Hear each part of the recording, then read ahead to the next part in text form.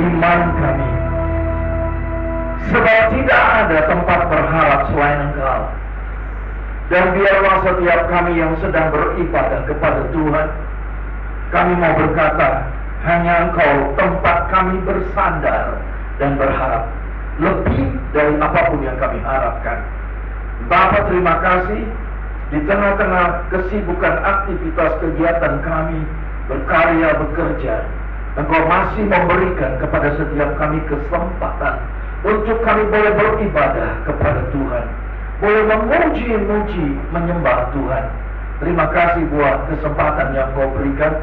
Dan sekarang hamba minta, biarlah Engkau memberikan kepada setiap kami roh hikmat dan wahyu, supaya setiap kami semakin mengenal Yesus dengan benar. Dan jadikan mata hati setiap kami menjadi terang, supaya setiap kami mengerti pengharapan apakah yang terkandung dalam panggilan-Mu. Berbicaralah buat kami siang hari ini Bapa, sebab kami mendengar.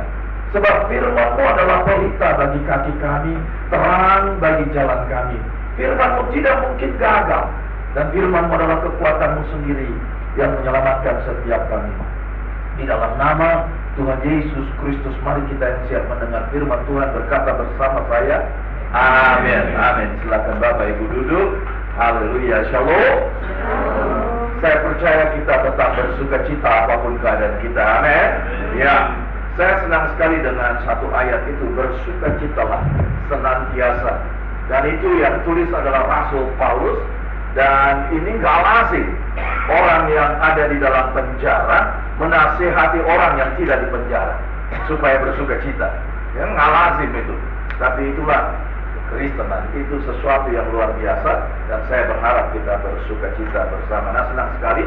Dan terima kasih buat pimpinan atau tim dari Persekutuan Doa KPN yang telah memberikan kesempatan kepada saya kembali untuk kita bisa bersama-sama beribadah dan mendengarkan firman Tuhan. Saya ingin bicara satu hal yang sangat basic, tapi nggak boleh main-main dengan satu basic ini, atau apa yang kita akan renungkan bersama. Nah, beberapa waktu yang lalu saya pergi ke Labuan Bajo. 5 hari saya tinggal di atas perahu, pinisi tentunya, dan kita sewa 2 perahu. Dan kita cukup banyak orangnya, sekitar 49 orang. Kita pergi 5 hari, dan singkat cerita saya pulang ke Jakarta. Sementara kita di barisan untuk check-in, di depan saya seorang pemuda ganteng, orang bule, ya. Dan dia pakai krep atau kakinya di spalt atau di gips, saya tidak tahu kenapa. Ketika dia melihat ke belakang dan dia senyum, dan saya mulai menegur dia. Dan kita berbincang-bincang kecil pada waktu itu, dan ternyata dia adalah seorang dari Inggris, dan dia seorang engineering, dan engineer dia. Dan dia luar biasa sekali, masih muda, karirnya bagus, dan dia belum menikah waktu itu. Dan saya tanya, kenapa kaki kamu? Dan rupanya dia sedang bepergian di berbagai negara supaya dia bisa menyelam. Dan entah kenapa waktu dia menyelam di Labuan Bajo, di kedalaman 100 meter, tiba-tiba kakinya sakit sekali, ternyata dibawa ke rumah sakit, tulangnya ada yang crack. Dia juga tidak tahu. Nah, dia sepalet luar biasa ya anak itu. Nah, singkat cerita, selesai saya check-in, tidak terjadi apa-apa, dan kemudian saya pergi ke satu tempat, saya lihat sesuatu, dan ketika naik di pesawat, saya sedang mencari nomor tempat duduk saya. Alangkah kagetnya ketika saya menemukan nomor tempat duduk saya, ternyata anak muda itu sudah di sebelah jendela di mana kami akan duduk atau saya akan duduk. Dan saya duduk di aisle, dia di window, dan sampai pintu ditutup, tidak ada orang yang duduk di tengah kami. Saya angkat itu tempat sandaran tangan, dan saya mulai bincang-bincang dengan dia. Di tengah-tengah pembicaraan kita, tiba-tiba Roh Kudus mendorong saya untuk menanyakan sesuatu yang sangat simpel, sangat sederhana. Ya, saya tanya, apakah kamu orang Kristen? Are you Christian?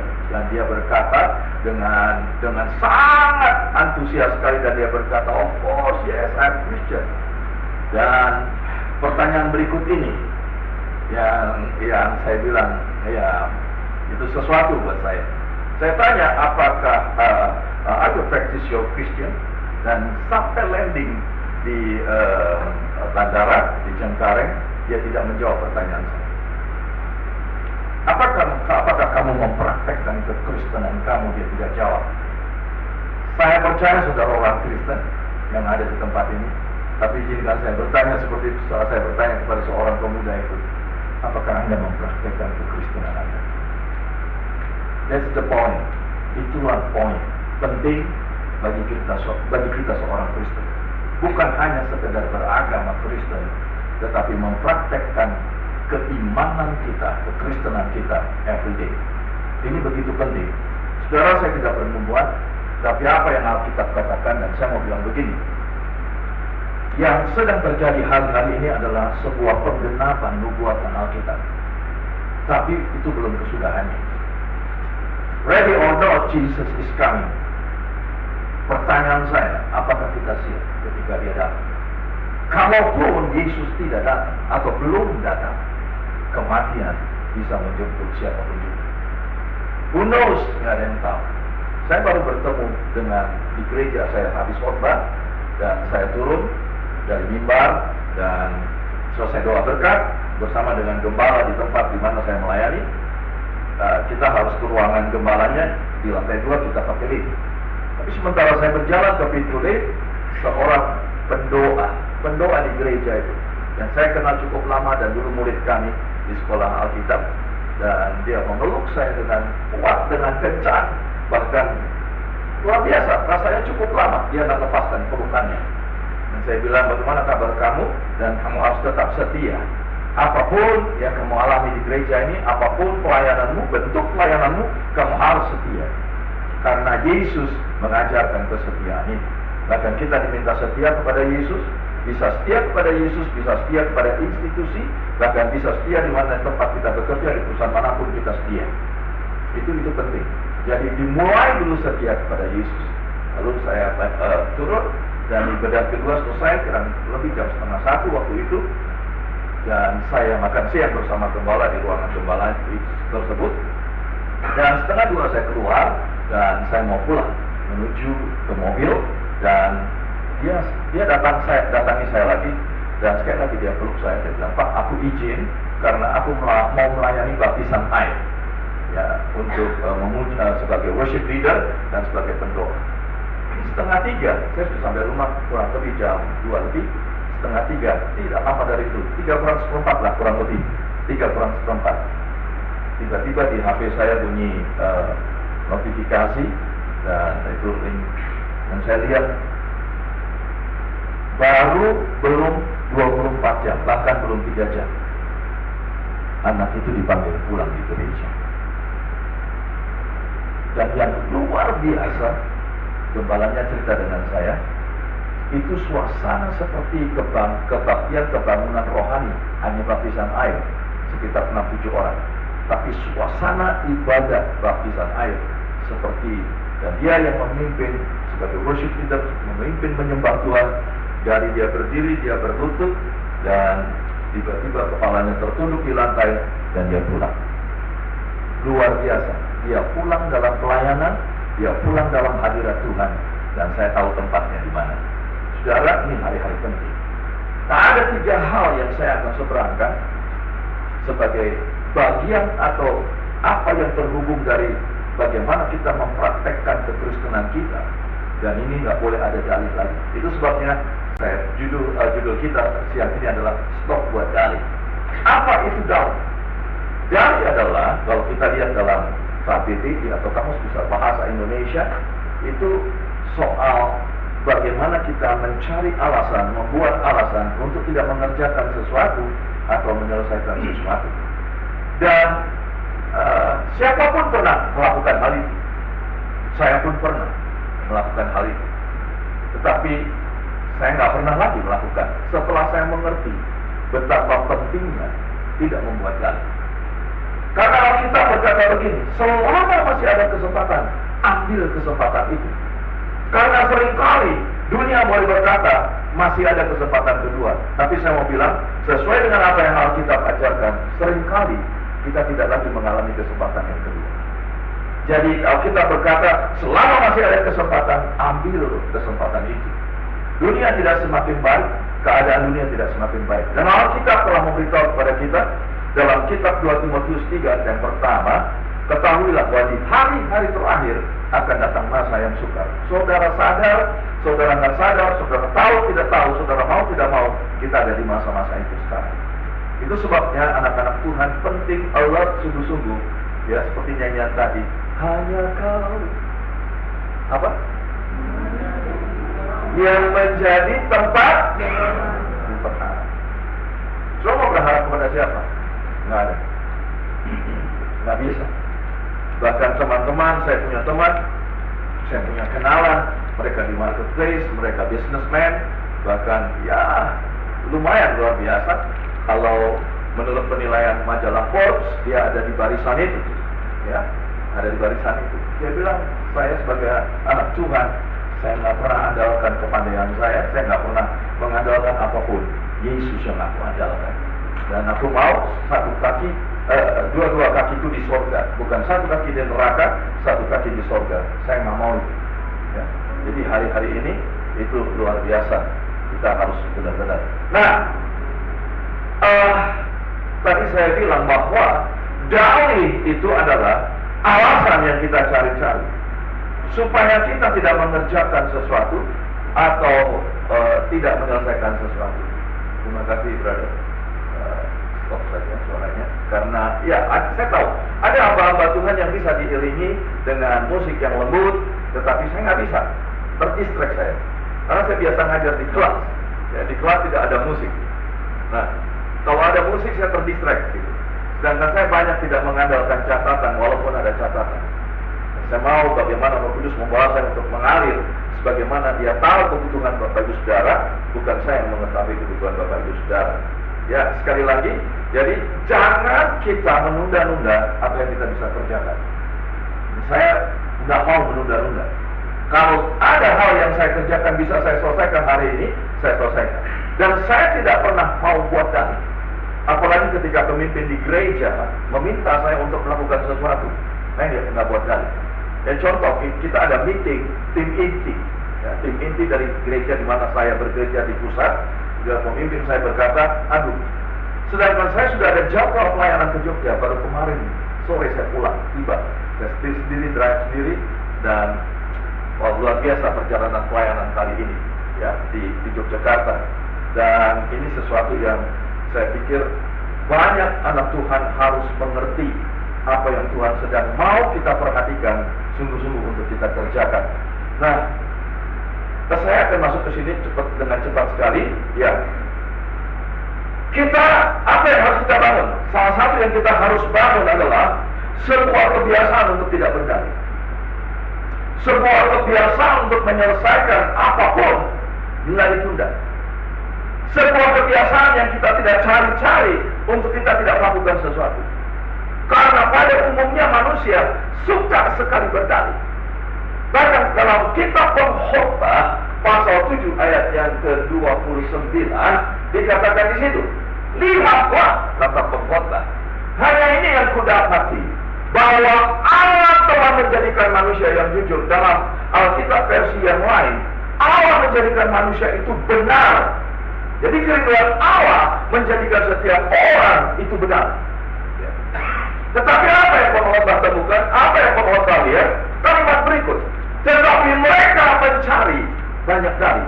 Dalam Alkitab versi yang lain, kalau saudara lihat itu firman Allah yang hidup atau AYT atau apa saja, di situ menuliskan begini. Tetapi mereka senang buat alasan yang dicari.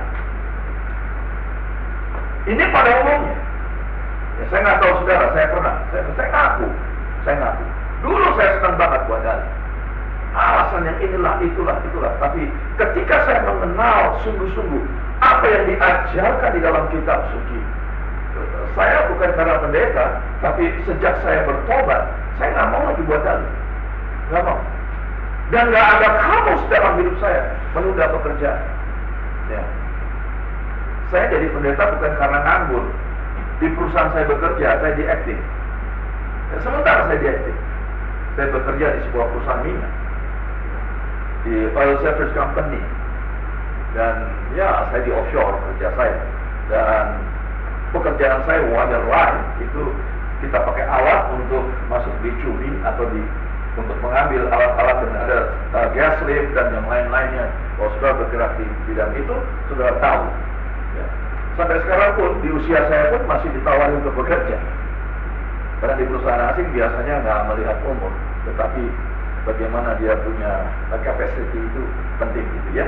Nah, gini, ada sebuah survei yang mengatakan, catat baik-baik, ya, dengar baik-baik, bahwa sebagian besar kegagalan orang di dunia diakibatkan oleh kebiasaan yang berdalih. Saya senang sekali dengan quote ini, dan saya mengaminkan itu. Jadi orang yang biasa berdalih seringkali gagal. Contoh sebagai saya sebagai atasan, saya menginginkan Pak Mario memberikan report apa yang saya tugaskan untuk dia kerjakan, dan dia berkata, Pak, aduh hari ini saya belum bisa. Padahal saya sudah beritahu kepada Pak Mario, tolong ya tanggal sekian deadline-nya. Seringkali kita berdalih. Itu di dunia kita bekerja, tetapi di dalam kerajaan Tuhan pun kita nggak boleh buat dalih. Apa maksudnya? Ya. Nah, saya bilang tadi hampir sebagian banyak orang pernah melakukan atau buat dalih. Contoh Musa pun buat dalih. Kalau saudara baca dalam Keluaran, dalam pasal 3, pasal 4, dia buat dalih. Pernah. Tetapi fatal akibatnya. Dan saya percaya hari ini kita nggak boleh buat dalih apapun. Dari yang saya tadi katakan, ini adalah bagian di mana kita mempraktekkan kekristenan kita. Bentuk dari praktek kekristenan kita ada 3 hal yang kita nggak boleh dalih. Dan ini basic. Yang pertama, jangan buat dalih untuk bacaan kita. Saya mau dorong buat kita semua, kemanapun saya pergi hari-hari ini, saya selalu mendorong kepada umat Tuhan, orang-orang percaya, jemaat Tuhan, ayo kita belajar mendisiplin diri untuk menjadikan firman Tuhan atau Alkitab kita menjadi dasar keseharian dalam hidup kita. Kalau itu tidak menjadi dasar keseharian dalam hidup kita, kita nggak ngerti, kita nggak tahu mau kemana. Kita beragama, tetapi nggak tahu tujuan dari agama. Kita nggak sampai kepada apa yang dimaksud oleh agama. Nah, ini serius saya mau bilang. Jadi saya dorong, yuk belajar mendisiplin diri. Nggak ada yang bisa mendisiplin kita. Maaf, saya mungkin agak berlebihan atau apa terserah. Tapi menurut saya Tuhan sendiri nggak mungkin paksa kita. Karena pada dasarnya kita diberikan free will untuk memilih, bebas memilih. Tetapi pilihan kita harus selaras dengan hati Tuhan tentunya. Tanpa kita menjadikan firman Tuhan, tanpa kita belajar disiplin membaca Alkitab setiap hari, kita nggak ngerti. Saya baru punya cucu, dan lucu lagi lucu banget, cowok, ya ganteng cucu saya, wow itu saya paling suka. Dari umur 1 bulan, dia tahu kalau saya mau pulang, dia di apartemen dan saya di rumah saya gitu ya. Kalau saya datang ke apartemennya, saya bilang, Siel, papa pulang ya. Baru 1 bulan, dia tidur nyenyak, tiba-tiba bisa nangis. Jadi hampir setiap hari maminya kasih pakai video, hanya nyapa dia gitu ya. Tapi saya bilang begini, dari dia dikandung, waktu mamanya baca Alkitab, saya bilang begini, ingat, anak yang dalam kandunganmu pun harus dengar firman. Jangan baca dalam hati, kamu harus perkatakan firman. Baca dengan bersuara, sebab iman timbul dari pendengaran, pendengaran akan firman Allah. Ya, baca. Dan apa yang terjadi? Kemarin waktu beberapa minggu yang lalu, saya sedang ke sana. Waktu mamanya bilang soal cerita soal firman Tuhan, itu anak bisa seperti saya percaya satu kali kelak ketika dia sudah mengerti, bahkan dia sebelum sampai dia mengerti sungguh-sungguh, ada firman dalam hidupnya. Saya bilang, kamu harus bawa dia. Waktu doa, waktu kamu baca Alkitab, ada dia. Nah, 1 Timotius 4 ayat yang ke-13 berkata di sana, sementara itu kata Paulus, sampai aku datang bertekunlah dalam membaca kitab-kitab suci. Are you sure? Atau apakah kita yakin kita benar-benar hari-hari ini punya sebuah sikap dari bagian kita mempraktekkan kekristenan kita, kita bertekun dalam membaca kitab suci? Itu menjadi penting. Itu menjadi penting. Ya. Saya mau ulang lagi di sini. Catat baik-baik. Tanpa kita menjadikan firman Allah menjadi dasar kesadaran hidup kita, nggak gampang hidup ini. Karena hanya ketika kita terus membaca, bersekutu dengan firman Allah, itu membuat kita semakin meyakini, bahkan semakin iman kita semakin bertumbuh, iman kita akan semakin menjadi kuat, dan kita semakin mengenal siapa Yesus bagi hidup kita. Dan orang yang membaca Alkitab, dia akan tetap bisa bersandar bergantung dan mempercayakan hidupnya sepenuhnya kepada Tuhan. Yang saya ceritakan tadi teman saya itu, ya, dia seorang bisnismen yang luar biasa, berhasil. Apa saja yang orang tangani tidak jadi duit, istilahnya, dia tangani jadi duit. Saya nggak mau sebut, nanti saudara bisa. Dia punya ini, punya itu di Indonesia banyak banget. Gitu. Dan satu hal yang dia bilang begini, yang saya lihat, dia nggak usah ngomong, saya lihat keberhasilan dia nomor satu. Setiap hari dimanapun dia ada, di luar negeri, Jakarta, di Indonesia, bahkan dimanapun dia berada, dia tidak pernah lalai membaca Alkitab. Dia memulai hari hidupnya dengan firman Tuhan. Itu luar biasa. Luar biasa.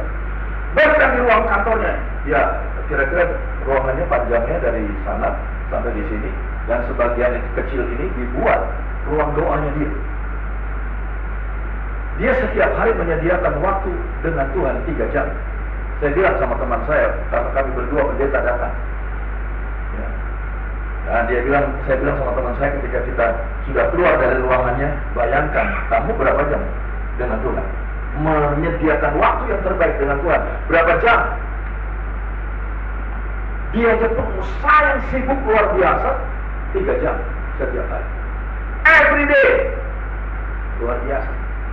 Jangan kita berbicara kalau tanggung-tanggung hidup kita dalam membaca Alkitab. Berbicara soal Alkitab dengan dia. Luar biasa nih orang. Saya lihat di tengah-tengah pandemi yang luar biasa, wow, malah dia mendapatkan berkat yang luar biasa yang Tuhan berikan. Kenapa kita perlu membaca Alkitab? Itu menjadi penting. Satu ayat aja ya. Satu ayat aja. Kita lihat di Mazmur 119 ayat 92. Ini. Sekiranya Tauratmu tidak menjadi kegemaranku, atau firmanmu tidak menjadi kegemaranku, maka aku telah menjadi binasa dalam sengsara. Firman Allah itu dapat meluputkan kita dari setiap persoalan. Saya berapa kali diluputkan oleh Tuhan, ya, karena the word of God, dan saya belajar setiap hari di kaca memperkatakan firman Tuhan setiap hari atas kondisi saya, keadaan saya, hidup saya. Ya, 2017 saya kena serangan jantung di mimbar, dan umur saya hari Seninnya baru dibawa ke rumah sakit. Umur saya itu tinggal 1%. Tapi kenapa sampai hari ini saya masih hidup? Saya tahu tugas saya belum selesai. Diterima tidak diterima, saya harus memberitahu bahwa firman Allah itu penting. Declaring the word of God itu kekuatan kita. Belajar mempraktekkan, memperkatakan firman setiap hari itu penting. Penting. Ya, saya punya komunitas anak-anak muda, dan mereka bekerja di berbagai perusahaan di Indonesia atau di Jakarta ini, menduduki jabatan-jabatan yang strategis. Dan saya punya kesempatan yang Tuhan izinkan berkumpul dengan mereka, nggak banyak kok, sekitar 10 orangan. Tetapi di situ kita sharing live di situ. Saya juga perlu mendapatkan inputan dari mereka yang ada di marketplace. Tetapi mereka juga perlu mendapatkan inputan dari saya, dari apa yang surga mau mereka ketahui. Itu yang penting. Dan kita saling take and give di situ, dan sesuatu yang luar biasa. Dan mereka punya kesaksian setiap bulan satu kali kita cari tempat-tempat di mana kita bisa makan malam bersama, dan kita sharing bersama, doa bersama, memuji menyembah Tuhan bersama. Dan ini luar biasa banget. Ya. Dan saya tahu hari-hari ini firman itu begitu penting.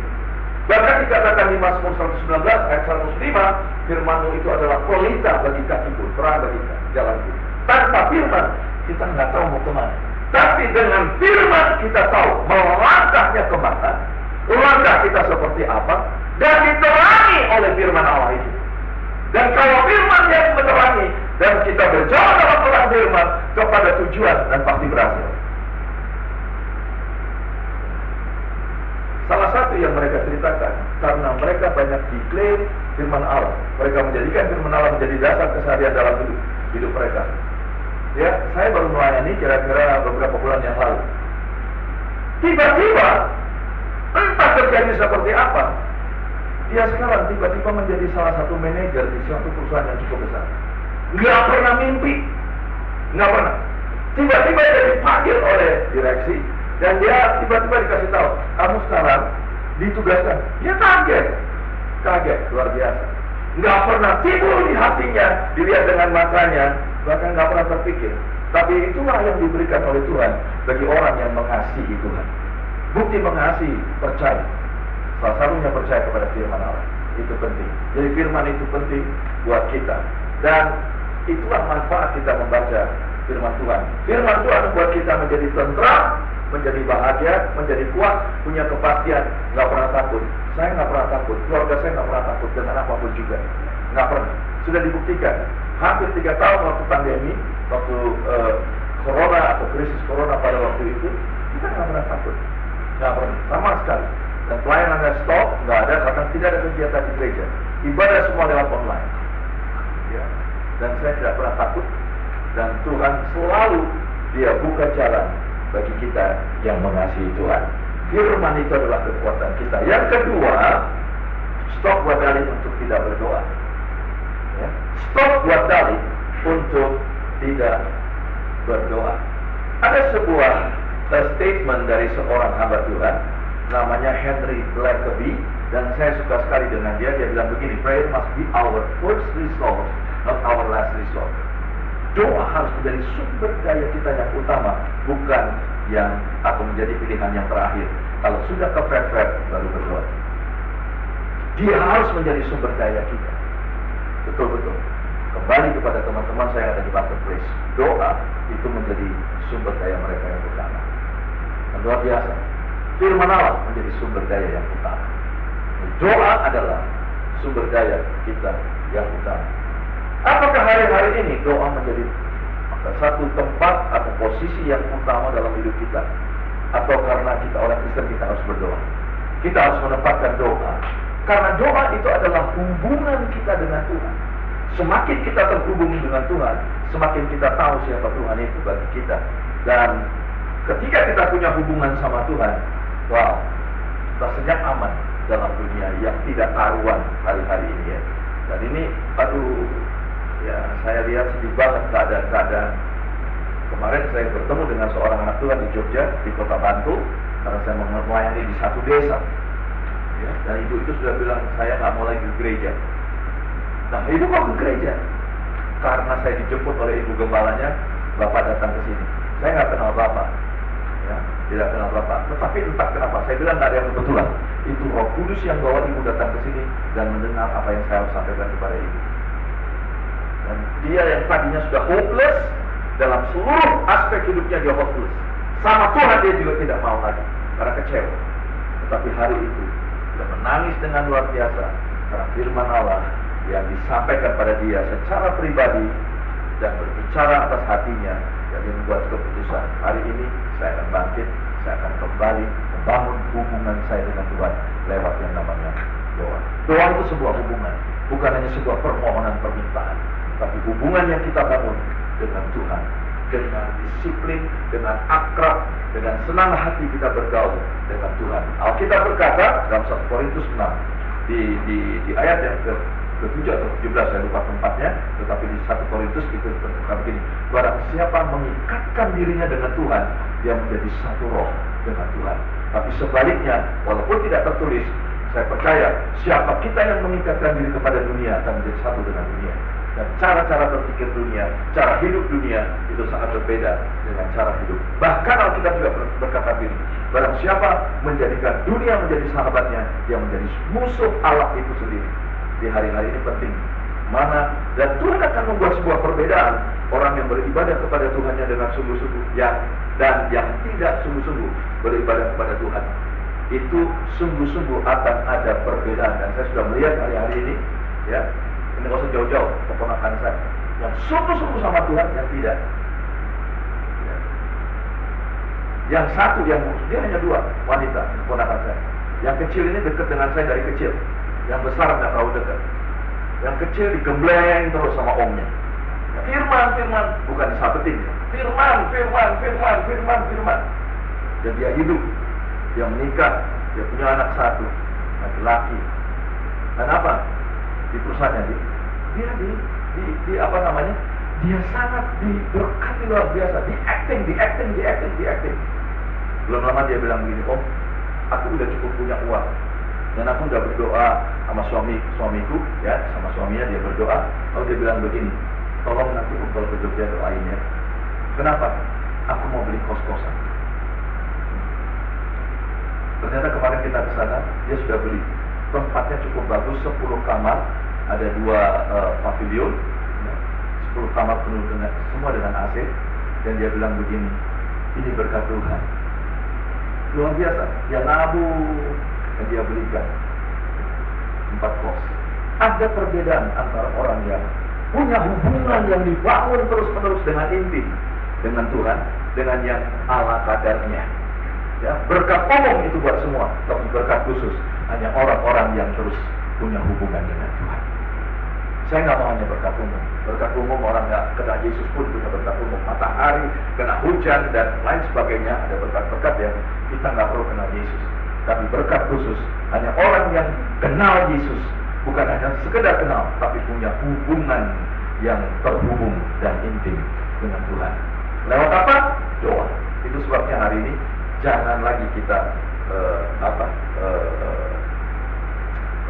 buat alasan yang kita cari-cari untuk tidak berdoa. Yang terakhir, jangan lupa beribadah. Jangan buat alasan, jangan buat dalih untuk tidak ibadah. Ibadah itu penting karena mengandung janji, bukan hanya untuk kita ada di muka bumi, tetapi sampai kepada kekekalan. Keputusan di tangan Bapak Ibu Saudara hari ini. Apakah kita masih mau buat dalih atau kita mau mempraktekkan kekristenan kita dengan rajin berdoa, rajin baca Alkitab, rajin beribadah. Kiranya Tuhan tolong kita. Mari kita berdiri bersama-sama. Tolong kasih saya gini.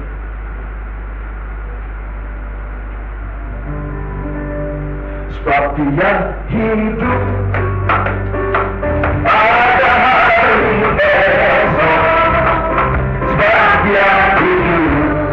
Yang ini kita depan.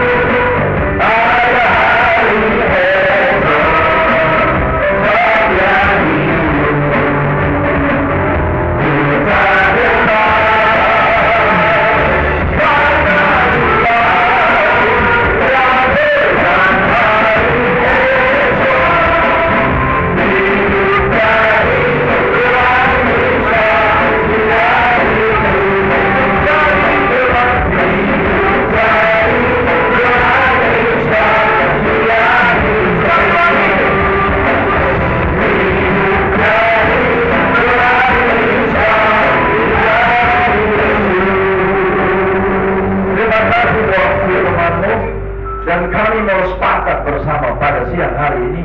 Kami mau berkata dan janji Kami tidak akan pernah lagi cari alasan apapun untuk kami baca Alkitab, untuk kami berdoa, bahkan beribadah.